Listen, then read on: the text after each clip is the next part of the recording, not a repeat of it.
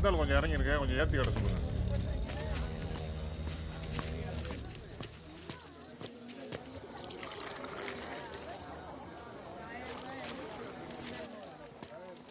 என்னப்பா இது? கடைக்கு போனது அம்மா தான் அநியாயமா வெட்டி கொலை பண்ணிட்டாங்க. நான் டீ ஒன்று போடணேன். ராயரை போய் வாங்க, அவங்க அம்மாவை கொடுத்தாங்க.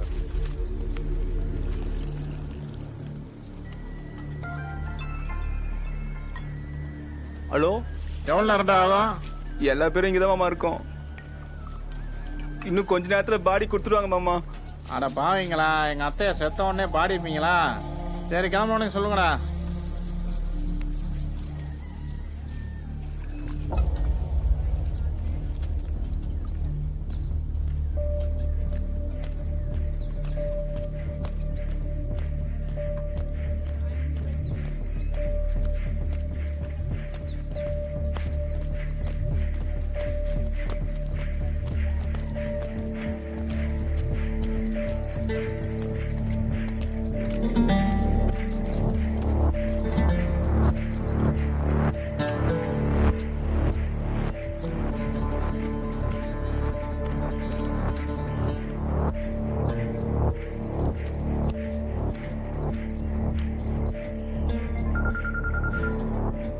என்னாச்சு சார்? ஃபுல் வாட்சிங்கில் தான் சார் இருக்கும். ராயர் இது வரைக்கும் வரல சார். அவன் தம்பிங்க வரல சார். சான்ஸே இல்லை. அவனுங்க வராமல் இருக்க மாட்டானுங்க. இல்லை சார், ஒன்றுக்கு 4 பேர் நல்லா நோட் பண்ணிட்டு தான் சார் இருக்கோம். அவங்க அம்மாவுக்கு கொல்லி போட 3 பேர்ல ஒருத்தனாவது வராமல் இருக்க மாட்டானுங்க. நீங்க வெச்ச கண் எடுக்காம பாருங்க. சரிங்க சார். ஒரு முக்கியமான விஷயம், இதுல போலீஸ் இறங்கியிருக்குன்னு எவனுக்குமே தெரியக்கூடாது. Okay sir. அதுக்கு தான் ரிலேட்டிவ்ஸ் இருக்கிற போலீஸை செலக்ட் பண்ணி மஃப்டியில் போட்டிருக்கேன். எல்லாரும் சொந்தக்காரங்கிறனால யாருக்கும் சந்தேகம் வராது சார். ஸ்டேஷனுக்கு எவ்ரி மூமெண்ட் இன்ஃபர்மேஷன் வரணும். Okay okay sir.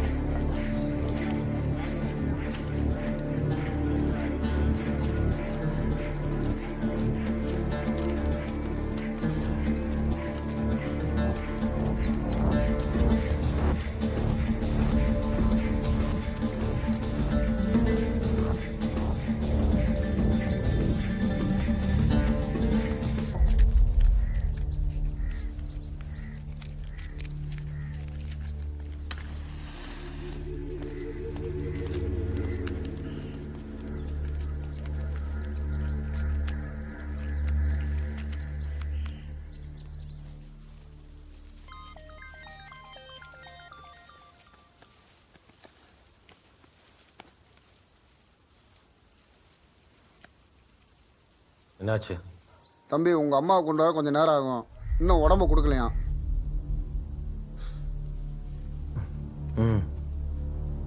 நீ சந்தேகப்படுற மாதிரி போலீஸ் எதுவும் வரலப்பா? இல்லைம்மானே, போலீஸ் கண்டிப்பாக வந்திருக்கும்.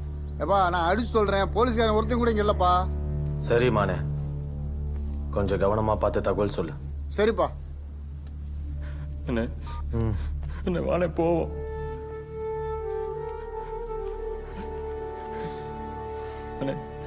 எனக்கு அம்மாவை பார்க்கணுண்ணே.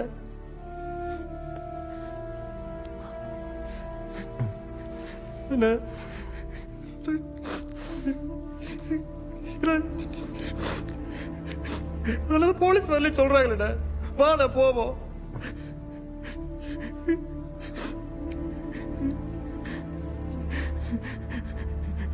என்னால அம்மா பார்க்காம இருக்க முடியாது. நான் போறேன். டேய், போலீஸ் ஊருக்குள்ள வந்துருச்சுடா. என்னென்ன சொல்ற? காக்கி சட்டை போடாம நம்மளை வேட்டையாட போலீஸ் ஏற்கனவே ஊருக்குள்ள வெறியோட காத்துக்கிட்டு இருக்கு. எப்படி நான் சொல்ற? எனக்கு தெரியும்டா. ஓ, கீழே இருங்க, போய் நான் சொன்ன வேலையை செய். போடா.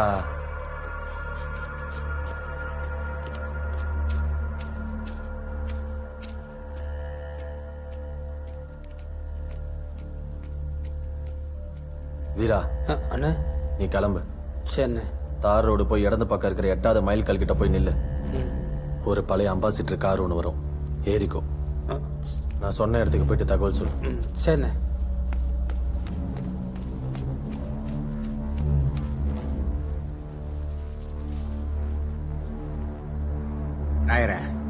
மனசுல ஒரு கேள்வி கேட்கணும்னு தோணுது. கேட்கட்டா? உனக்கு தகவல் தர்ற ஊர்க்குருவி போலீஸ் ஊருக்குள்ள வரலேன்னு உறுதியா சொல்றான். அதுக்கப்புறமும் இல்ல போலீஸ் ஊருக்குள்ள வந்துருச்சுன்னு எப்படி அவ்வளவு கான்பிடண்டா சொல்ற? ஏட்டு 4 கொலை பண்ணிட்டு தலைமுறை இருக்கிறவங்க பெத்தாத்தா செத்துக்கு பயந்து வரமாட்டாங்கன்னு அசால்ட்டா விட்டுட்டு போறதுக்கு போலீஸ் ஒன்று முட்டாளும் இல்ல, போலீஸை சாதாரணமா எடை போட்டு கையங்கலமா மாட்டிக்கிறதுக்கு நான் ஒன்றும் அறிவில்லாதவனும் இல்லை.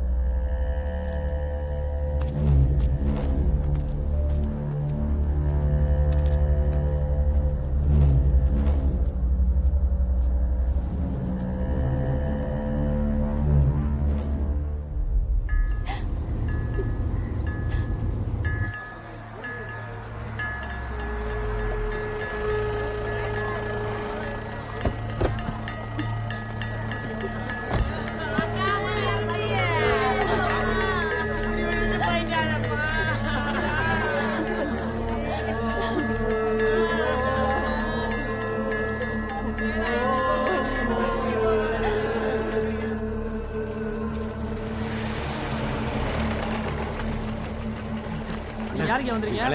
உங்களுக்கு இல்ல, சொல்லுங்க. ஏய் நீங்க வாங்கப்பா, சீக்கிரம் வாங்கப்பா.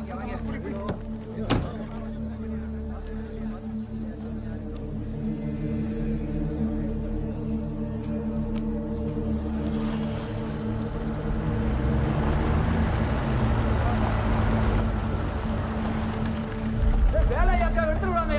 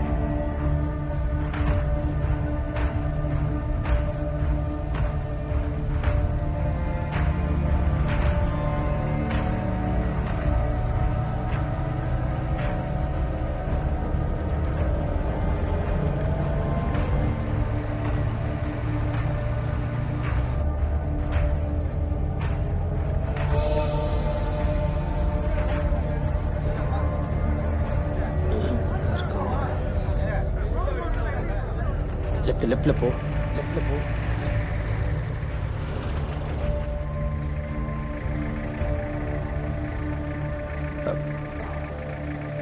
டேய் வண்டியை ரிவர்ஸ் எடுத்து வீட்டை பார்க்காம நிறுத்து. போ.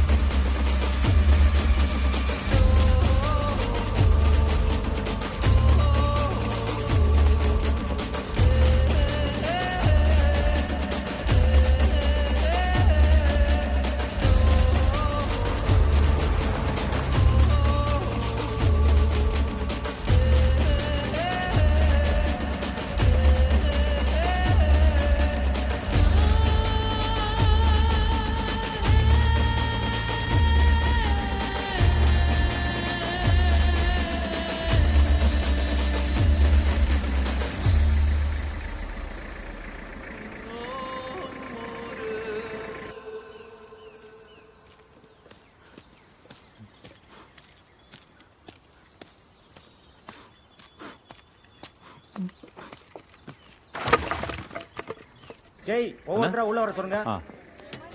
வாங்க ஒவ்வொருத்தர வாங்க வாங்க. ம்.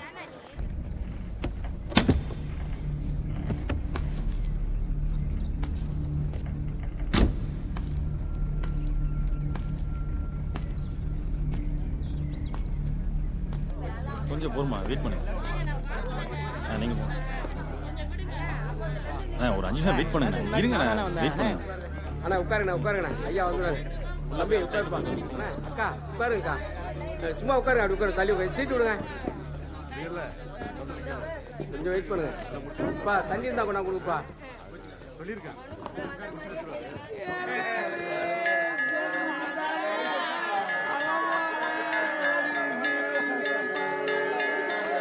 அண்ணே சாவு நல்ல சாவு இல்லைண்ணே, சீக்கிரம் தூக்கிடணும்ண்ணே. எப்பா சேர்மன் வராம எப்படி தூக்குறது? கொஞ்சம் வெயிட் பண்ணுவோம். அதுதாங்க கோயில்பட்டி சுரேஷ் இருக்கார்ல, அவரு கூட அமௌண்ட் கொடுத்து மாட்டிக்கிட்டாரு. அது இவரு தலைவர் தான் சொல்லி சரி பண்ணாரு. அதெல்லாம் சரி பண்ணிடலாம், நீ கவலைப்படாத.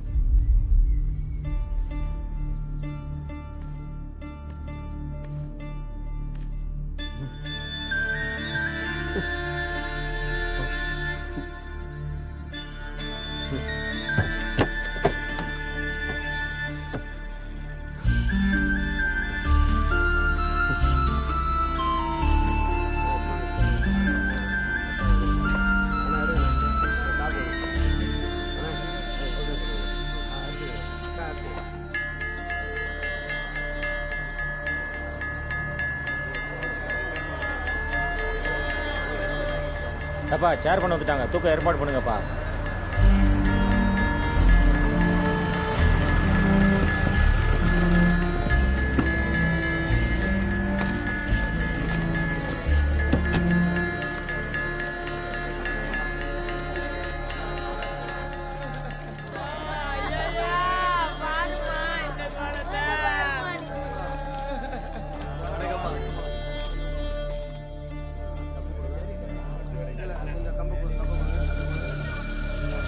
ஐயா வரப்பா. ஐயா வராங்க.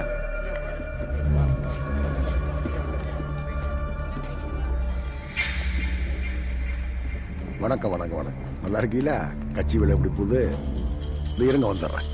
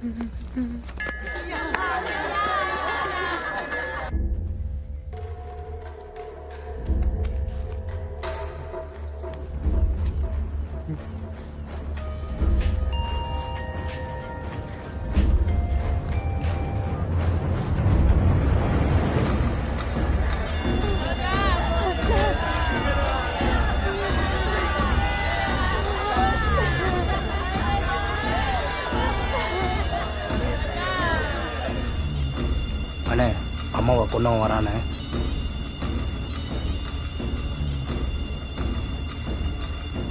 போடுறா. வணக்கம் வணக்கம் வணக்கம்.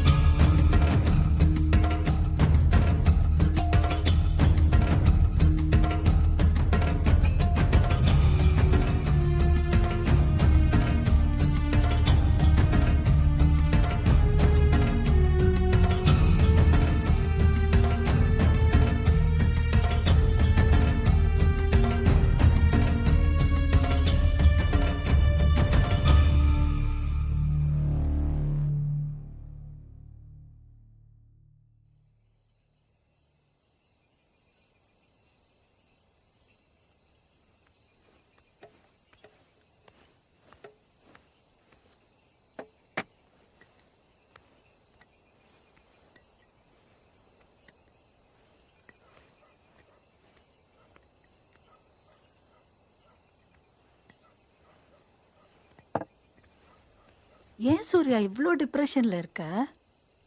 ஏமா நமக்கு இந்த அரசியல்லாம் சரியா வருமா? உனக்கு இங்க என்ன இல்ல? 4 டிஸ்ட்ரிக்ட்ல உன் பேர்ல 21 பஸ் ஓடுது.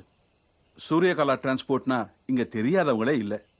நான் சேர்த்து வச்சிருக்கிற கோடிக்கணக்கான பணத்துக்கும் சொத்துக்கும் ஒரே வாரிசு நீதாமா.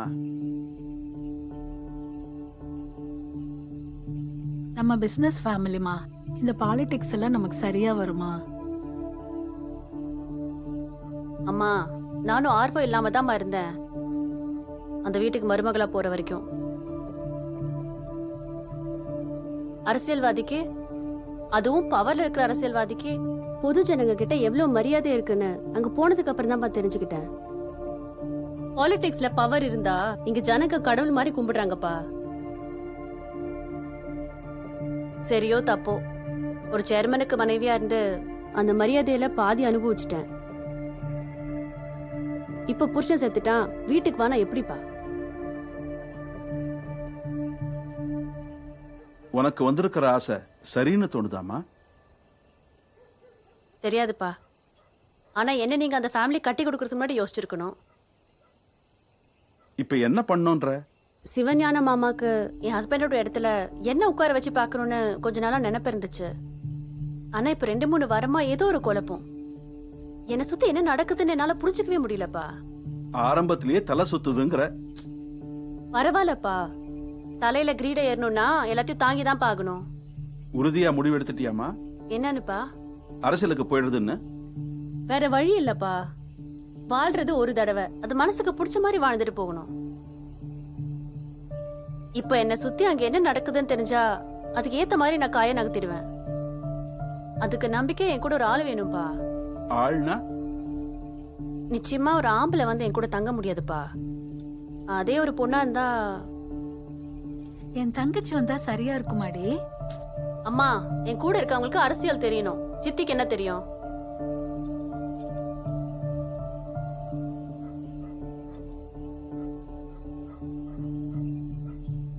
சின்ன வயசுல இருந்து எனக்கு ஒரு ஃப்ரெண்ட் இருந்தாப்பா.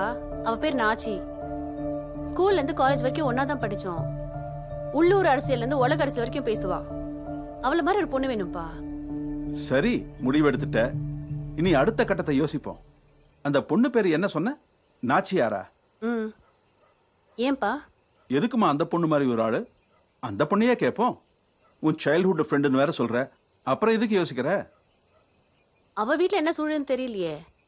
நம்ம கூட இருக்கிறவங்க ஃபர்ஸ்ட் நம்பிக்கையான ஆளா இருக்கணும். அதுவே நம்மளை உற்சாகப்படுத்தும். போய் பார்ப்போம். அந்த பொண்ணு ஊர் எது? விளாத்திக்குளம். இங்கேருந்து ஒரு 20 கிலோமீட்டர் இருக்கும்.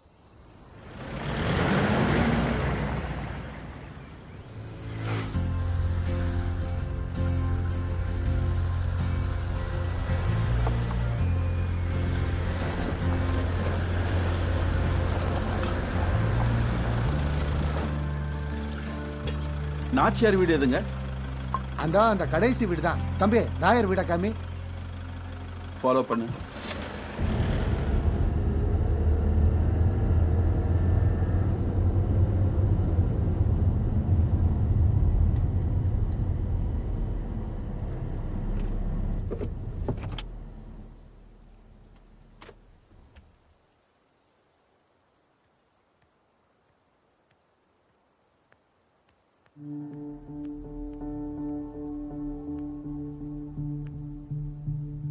ஆத்தா, இவங்க தான் உங்களை பார்க்க வந்திருக்காங்க.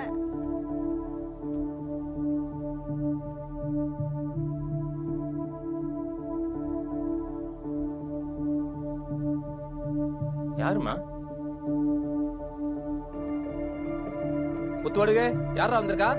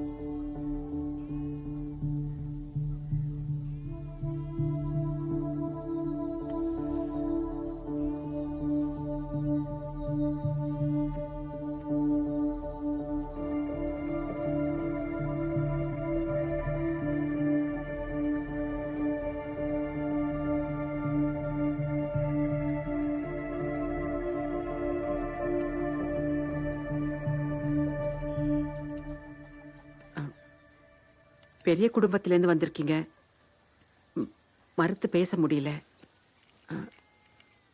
அவளும் நீங்க சொல்ற மாதிரி அரசியல் அது இதுன்னு பேசுறவ தான். ஆனா நம்ம ஊர் அரசியல் பொண்ணுங்களுக்கு சரி வராதுல்ல. சரியா தான் வராது. நானும் சொல்லி பார்த்துட்டேன். என்ன பண்ண, அரசியல்வாதி குடும்பத்தில் சம்மந்தம் பண்ணிட்டேன். ஆசை யாரை விட்டுச்சு, இது எங்க போய் முடியும்னு தெரியல. ஆனா என் பொண்ணுக்கு இந்த ஊரு ராஜாவுக்கு மனைவியானதுனால தானும் ராணி ஆகணும்னு ஆசை வந்துருச்சு. சரி, அப்பா நான் பொண்ணோட ஆசையை நிறைவேற்றணும்ல, அதான் உங்க வீடு தேடி இவ்வளவு தூரம் வந்திருக்கேன்.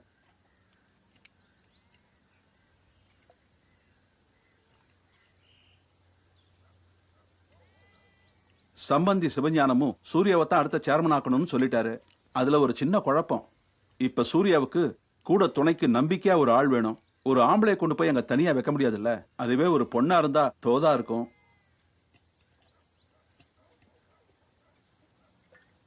அதுவும் ஒரு அரசியல் தெரிஞ்ச பொண்ணா இருந்தா சூர்யாவுக்கு ஹெல்ப்பா இருக்கும்.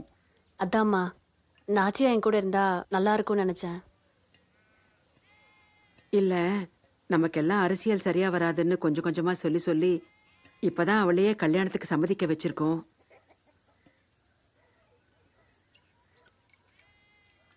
இல்ல, போன பஞ்சாயத்து போர்டு எலெக்ஷன்ல கூட எங்களை கேட்காம கொள்ளாம போய் பிரசிடென்ட்டுக்கு நாமினேஷன் தாக்கல் பண்ணிட்டு வந்துச்சு நாச்சி.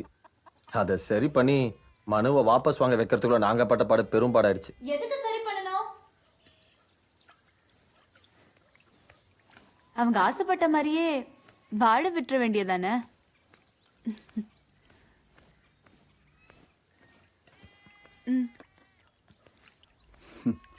தேங்க்ஸ். நல்லா இருமா. நான் கூட தான் ஃபேஷன் டெக்னாலஜி முடிச்சதுக்கு அப்புறம் டிசைனர் ஆகணும்னு ஆசைப்பட்டேன். விட்டாங்களா? பேசி பேசி சரி பண்ணி கல்யாணம் பண்ணி வச்சுட்டாங்க. ஏன் பொண்ணுங்க ஆசைப்படவே கூடாதா? உங்க நிலைமை எனக்கு புரியுது. நீங்க எதை நினைச்சும் தயங்க வேணாம். சூர்யா சேர்மன் ஆகி ஒரு 5-6 மாசத்துல செட் ஆனதும் நானே கூட்டிகிட்டு வந்து என் பொண்ணு கல்யாணம் மாதிரி ஜாம் ஜாம்னு நகை நட்டு காருன்னு பெரிய அளவுல சீரும் செஞ்சு முன்னாடி நின்று நாச்சியார் கல்யாணத்தை முடிச்சு தரேன். அதுக்கு இல்ல, கல்யாணம் பண்ணி புருஷன் புள்ள குட்டின்னு நல்ல குடும்ப பொண்ணா உங்க மகளை வாழ வைக்க வேண்டியது என் பொறுப்பு.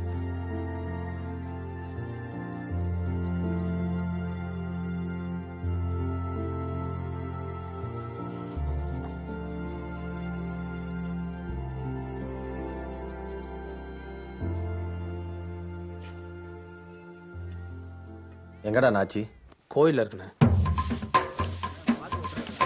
டேய் தம்பி, பார்த்து விழுந்துற போற.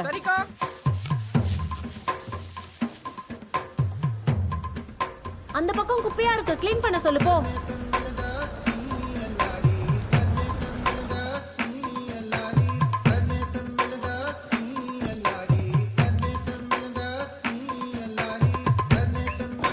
சூர்யா, எப்படி இருக்க? நான் நல்லா இருக்கேன். நீ எப்படி இருக்க? நல்லா இருக்கேன். அப்பா வணக்கம்ப்பா. நல்லா இருமா. வா வாங்க சாமி கும்பிட்டு போவோம். இதுதான் எங்க சாமி கோயில். அப்படியா? அப்புறம் அம்மா எப்படி இருக்காங்க? நல்லா இருக்காங்க. நீ தான் என் கல்யாணத்துக்கு வரல. எங்க சூர்யா, எங்க வீட்ல எங்க அம்மா என்ன ஊரை தாண்டி போக எங்க அலோவ் பண்றாங்க? அதுவும் அன்னைக்குன்னு பார்த்து எங்க அண்ணன் தம்பி யாருமே வீட்ல இல்லை. எங்க அம்மாவும் தனியா போவேணான்னு சொல்லிருச்சு. அதான் வர முடியல. வச்சுக்காத. பரவாயில்ல. அப்புறம் கேள்விப்பட்டேன். என்னாச்சு சூர்யா? ஆக்சிடென்ட்ல உன் ஹஸ்பண்ட் இறந்துட்டதா கேள்விப்பட்டேன். அப்போ உன் கான்டாக்டும் என்கிட்ட இல்லாதனால பேச முடியல.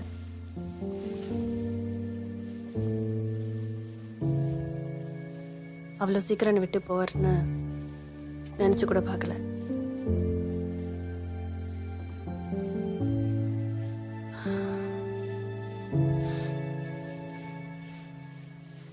ஏய், இன்னும் பொது சேவையெல்லாம் நிறுத்தவே இல்லையா?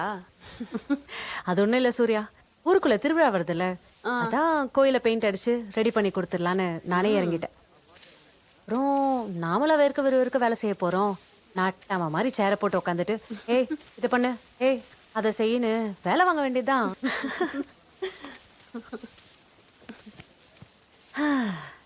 எப்பயும் வேலை செய்யறவனை அந்த ஊர் பேசும். அடுத்தவனை வேலை செய்ய வைக்கிறவனை தான் இந்த ஊர் பேசும். நீ வேணா பாரு, இங்க பாராட்டு வாங்குற யாருமே வேர்க்க விறுவிறுக்க வேலை செஞ்சவனா கண்டிப்பா இருக்க மாட்டான். இங்கெல்லாம் சிந்திக்க தெரிஞ்சா மட்டும் போதும், சிறப்பா வாழலாம். அட என்ன நான் சொல்றது?